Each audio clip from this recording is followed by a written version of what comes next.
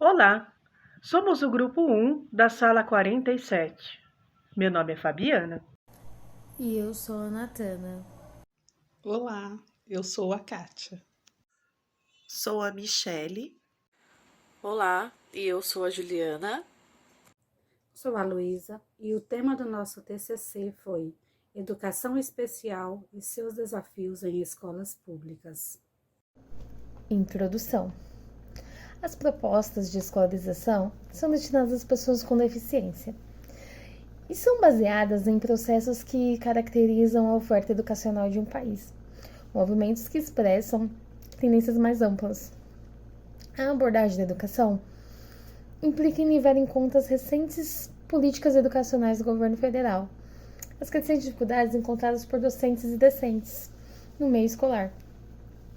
Muitos problemas escolares são mascarados com causas ainda mais profundas, e o trabalho busca incentivar os futuros alunos e os professores a explorar mais esse tema e a se atentarem para o problema.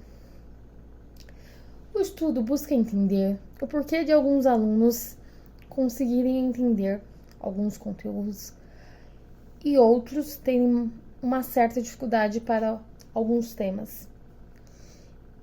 Esse é o tema que tem a missão de levar aos espectadores a superarem seus próprios limites, déficits cognitivos, afetivos, físicos e assim por diante. O desafio é pensar como professor de educação especial pode pensar nesse objetivo e produzir resultados positivos na educação em geral. Objetivo. A partir do estudo, podemos analisar os desafios da oferta de uma educação inclusiva do governo federal, demonstrar habilidades, abordar principais barreiras, avaliar dificuldades, entre outras. Vou falar sobre a justificativa do nosso trabalho.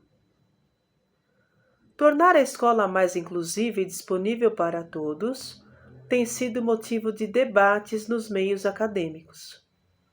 Porém, o que se verifica no cotidiano escolar é uma enorme distância entre a teoria e a prática.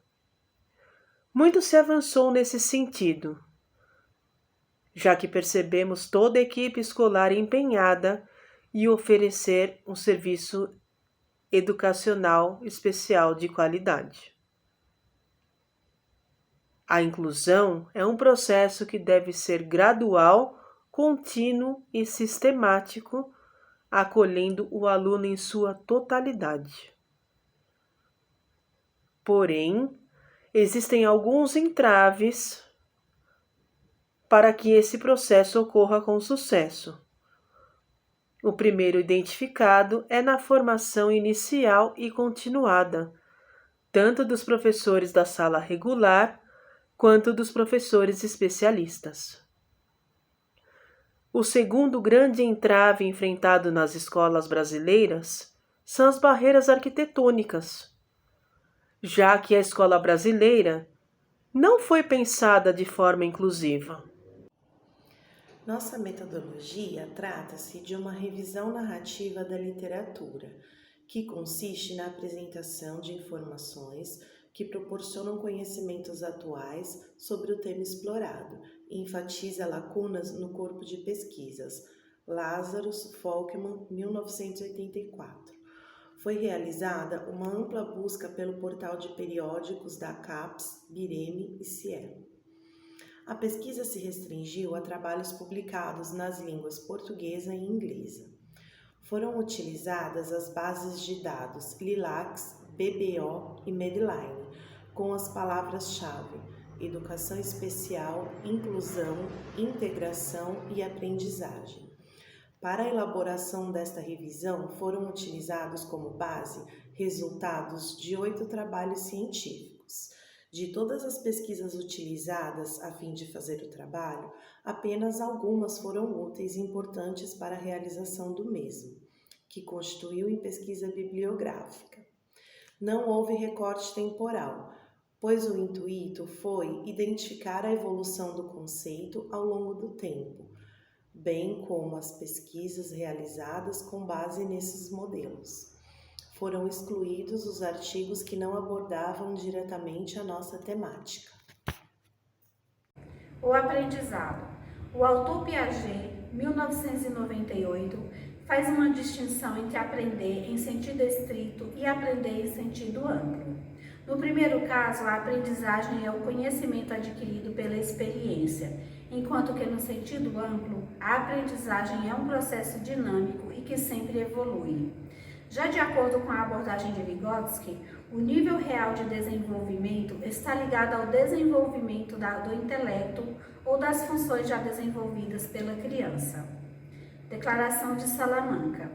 A Declaração de Salamanca de 1994 é uma resolução das Nações Unidas que trata dos princípios, políticas e práticas da educação especial. A Declaração Mundial sobre a Educação para Todos é considerado como um dos mais importantes documentos de promoção de inclusão social de 1990. Ela faz parte de uma tendência global que está solidificando a educação inclusiva. Destacamos que houve uma mudança do nome em 1994 para Conferência Mundial de Educação Especial.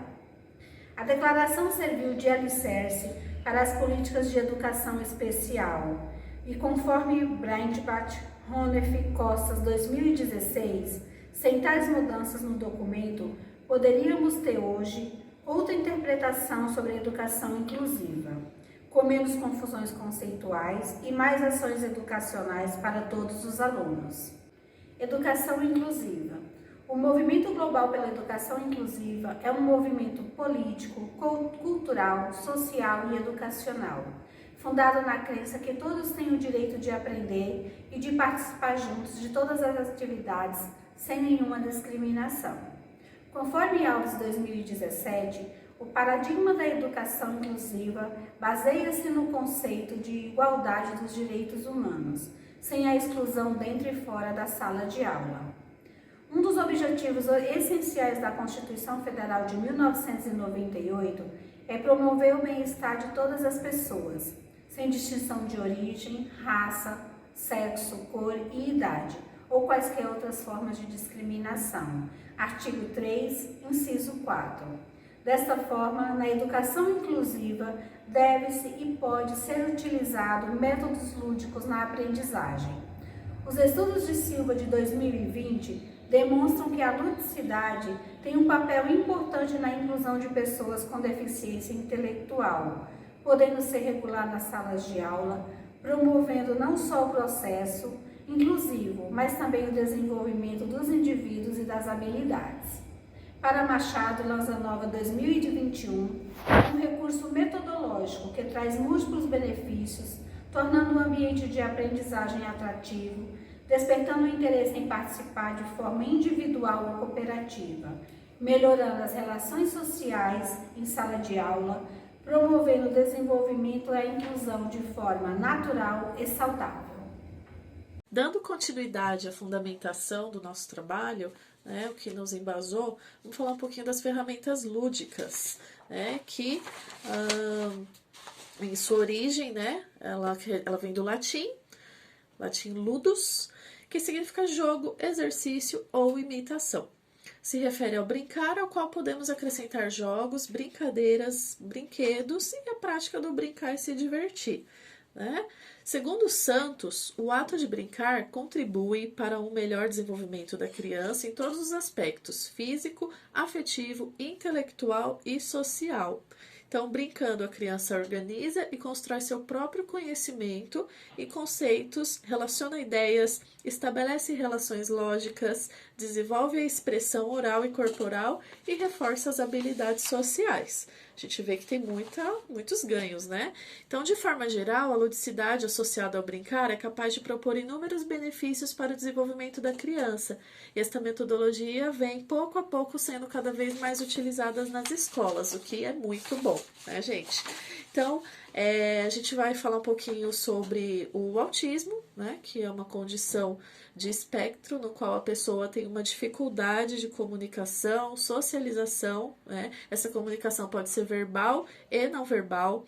É uma dificuldade também comportamental, então ela pode ter interesse restrito e apresentar movimentos repetitivos. Alguns sintomas podem aparecer a partir dos primeiros anos de vida, a depender do grau. Então, graus mais graves consegue ser diagnosticado antes, né? Então, mais cedo. Para isso, é fundamental iniciar o tratamento quanto antes, mesmo que ainda não tenha o diagnóstico, se é só uma suspeita. Quanto mais cedo as intervenções forem iniciadas, maiores serão as chances de melhorar a qualidade de vida dessa pessoa. O tratamento é multidisciplinar, ou seja, vai passar com vários profissionais, psicólogos, fonoaudiólogos, terapeutas ocupacionais, vai depender da necessidade de cada um, né? Então, o autista ele possui uma gama, né, de características que compromete desde as suas relações interpessoais até suas habilidades linguísticas, necessitando de apoio em seu processo de aprendizagem. É necessário desenvolver estratégias de ação, né, pois o professor ele precisa ter uma melhor compreensão de quem é esse seu aluno com TEA e o que ele precisa. Para isso, ele deve buscar uma rede de apoio, que são a família, né, que mais conhece essa criança, os terapeutas, que podem dar boas dicas, né, de estratégias, e até mesmo professores que já tenham tido alunos, né, nessa condição. E nisso ele vai elaborar um plano, né, que vai auxiliar muito no desenvolvimento das tarefas, e o professor se organiza a médio, longo e curto prazo. Isso é muito importante, né? Então, o objetivo dessas adequações curriculares é flexibilizar e viabilizar o acesso aos direcionamentos estabelecidos pelo currículo regular. A flexibilização curricular é uma forma de estabelecer vínculo e entendimento mútuo entre pais e educadores para que no ambiente escolar, educadores e famílias possam trabalhar juntos para desenvolver as habilidades necessárias à educação de um aluno autista.